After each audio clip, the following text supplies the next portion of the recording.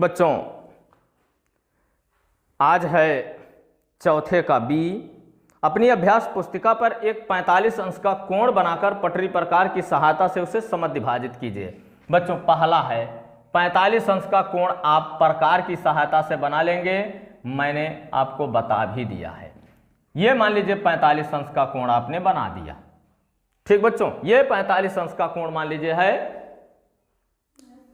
किसी कोण को समद्विभाजित करना बच्चों, ये नियम होता है कि आप मान लीजिए ये ए है, बी है और सी है। बिंदु बी को केंद्र मान लीजिए, यानी प्रकार का नोक अपने बिंदु बी पर रख लीजिए, मिलान बिंदु पर रख करके कोई चाप ले लीजिए और ऐसे ही मार दीजिए। मान लीजिए ये x ये y पर काटता हो, x और y की दूरी ले लीजिए, x और y की दूरी ले लीजिए। यहां प्रकार का नोक यहां रखिए y पर और x तक पेंसिल को खींच करके ले जाइए, जैसा कि मैंने अभी किसी में बताया है। जो 90 अंश का कोण में बना रहा था उसमें मैंने आपको बताया है। तो यहां तक ले जाएंगे, ले जाने के बाद यही प्रकार का आपके नोक होना चाहिए और एक चाप इधर को लगाएंगे। अब प्रकार का नोक x पर ले जाइए, x पर, और दूसरा चाप मार दीजिए। दोनों चाप मान लीजिए ये z बिंदु पर काटते हैं, b और z को मिलाते हुए आगे की तरफ बढ़ा दीजिए c तक, c नहीं d तक, d तक। यही रेखा BD जो है 45 अंश का जो कोण बना रहा है, इसको दो भागों में बांट रहा, 22.5 अंश का होगा बच्चों। समझ में आया?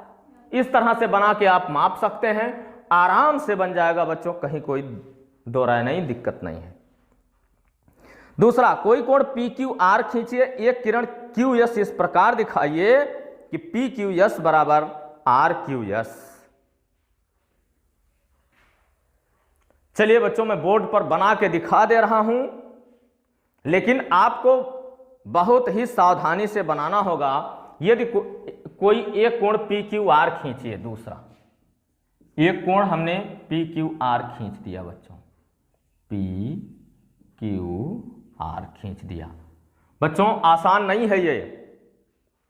एक किरण QS इस प्रकार हो, इसका समद्विभाजक खींचना कोई दिक्कत नहीं बच्चों, मैं समझा कि वही चीज है बच्चों। एक बिंदु Q को केंद्र मानकर एक चाप लगाएंगे, इसकी दूरी ले लेंगे बच्चों। मान लीजिए ये x पर काटता, y पर काटता, x y की दूरी ले लेंगे। क्रमशः x y को केंद्र मानकर दो चाप लगाएंगे, बस इसको मिला आगे की तरफ बढ़ा देंगे। मान लीजिए ये z पर काटा और इसको हम s तक बढ़ा देते हैं। यही QS कोण PQR का समद्विभाजक है। यही रेखाखंड QS PQR का समद्विभाजक है। बस हो गया बच्चों। तीसरा है ये कोण 120 अंश का कोण खींचकर पटरी प्रकार की सहायता से इसको 4 बराबर भागों में विभक्त कीजिए और नापकर सत्यापित कीजिए। 120 अंश का कोण बच्चों आप चांद की सहायता से बना लेंगे। मान लीजिए ये 120 अंश का कोण है बच्चों। अब मान लीजिए ये A, B और C है बच्चों। तुरंत काम वही करेंगे जो आप इसमें कर रहे थे। इसको केंद्र मानिए और एक चाप लगाइए। चाप लगाने के बाद मान लीजिए ये x पर काटता, ये y पर काटता है। इन दोनों की दूरी लेकर के बस इसको केंद्र मानकर एक चाप, इसको केंद्र मानकर एक चाप लगाएंगे और इसको मिला देंगे बच्चों। ये तुरंत आधा हो गया। बात समझ में आ रहा है? ये आधा हो गया बच्चों, इसका आधा ये तुरंत हो गया। अब हमको इसका आधा कर देना, 4 बराबर भागों में बांटना है ना इसका। अब इसकी दूरी ले लीजिए, इसकी दूरी लेकर के मान लीजिए ये चलिए यम बिंदु पर काट लिया, यम पर काटा। अब हम यम y की दूरी लेकर के एक चाप इधर से, एक चाप इधर से, यानी एक बार इसको केंद्र, एक बार इसको केंद्र मान करके बनाएंगे। ये एक भाग ये हो गया बच्चों। फिर यम x की दूरी लेकर के ऐसे ही दो कोण, एक बार यम को केंद्र, एक बार x को केंद्र मान करके ऐसा बना देंगे बच्चों। ये बस 4 भाग में बंट जाएगा। ये बच्चों आएगा 30 अंश, ये आएगा 60 अंश, ये आएगा 90 अंश, ये तो 120 है, ये है। ठीक है बच्चों, ये 30-30 अंश सभी आएंगे, सभी 30-30 अंश आएंगे। 30 अंश, 30 अंश, जब आप मापेंगे 30 अंश, 30-30 अंश चारों आएंगे बच्चों। ये 30 अंश बनाएगा, ये 60 अंश बनाएगा, ये 90 बनाएगा, ये 120 बनाएगा। समझ में आया बच्चों? 120 अंश का कोण आप चांद से बनाएंगे, चाँद से बना करके जैसा मैंने बताया उसी तरह से बस इसको जो है समद्विभाजक रेखाएं खींचते जाएंगे, अपने आप बनता चला जाएगा।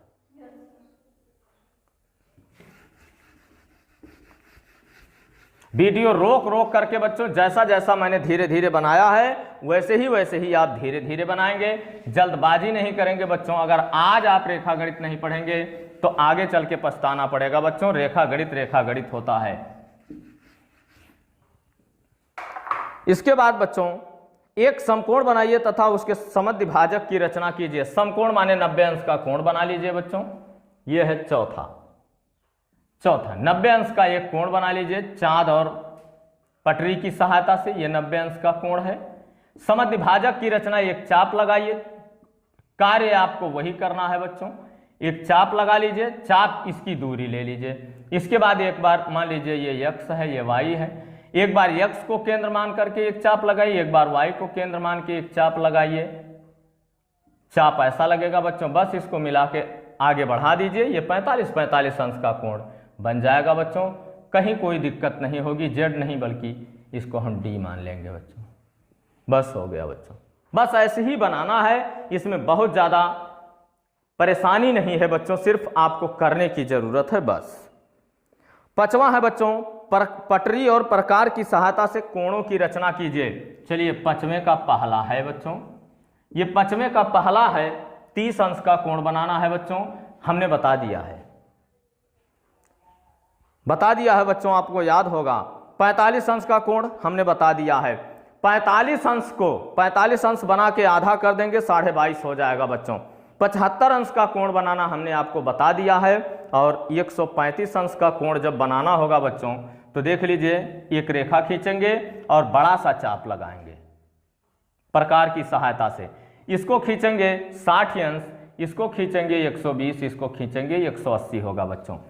इसको जब हम आधा करेंगे, इसका आधा, तो यहां ऐसे बनेगा। इसका केवल आधा बच्चों, चाप घटाना बढ़ाना नहीं है।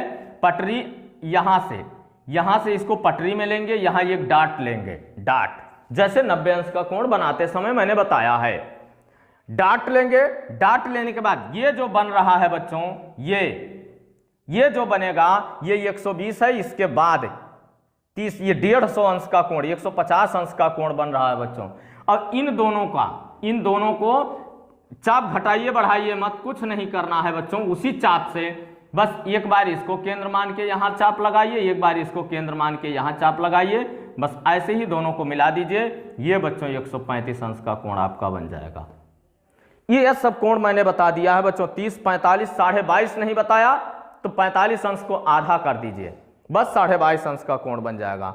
75 मैंने बताया ही है, 75 अंश का कोण कैसे बनेगा मैंने अपने पिछले वीडियो में बता दिया है। और 135 अंश का कोण बच्चों ऐसे ही बनाएंगे। ध्यान रहे, जैसा जैसा मैंने बताया वैसे ही करना है। यह बच्चों कोण बन जाएगा बस।